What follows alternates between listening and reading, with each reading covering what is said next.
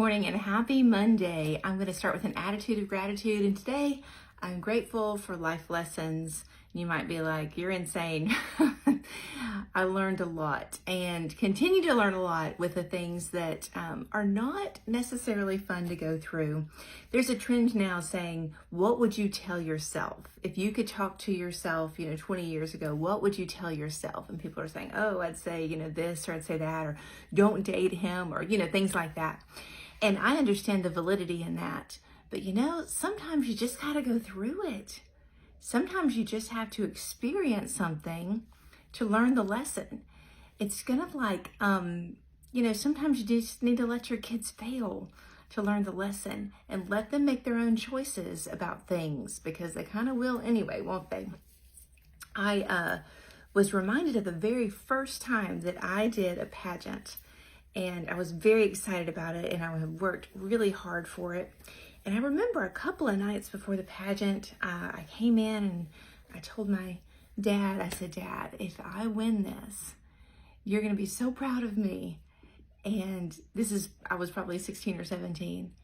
And he said, no, I'm already proud of you. And I said, well, I haven't won. I didn't win yet. And he said, no, JJ, you have worked for months on this. You have been doing all the things that you need to do to get ready for the talent and the physical aspect of this and the dresses and all of the things. He said, I've watched you work really, really hard. He said, I'm already proud of you. I can't get more proud of you. And I thought that really takes the pressure off, And me being the kind of person I am, do things to please other people, because that's what I do. I'm a people pleaser. And it really made it like where I can kind of just sit back and enjoy this, because he's already proud of me because I put in the work. Listen, this is where we would do the work. And some of that work includes going through things that aren't fun. And that's okay. That's part of the process. And it's part of learning. The book of James, the very first chapter, talks about count it all joy when we go through trials, when we go through things that kind of test our faith and things that test our patience and test our character, to know that that's building us up into a different person. If you did not go through the trials that you went through, you wouldn't be the person that you are today.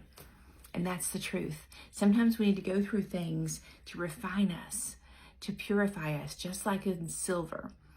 And I hope that's a lesson that we know and that we can remember when we're going through that, because it's hard to when you're in the fire. You guys have a great week and know that you're loved.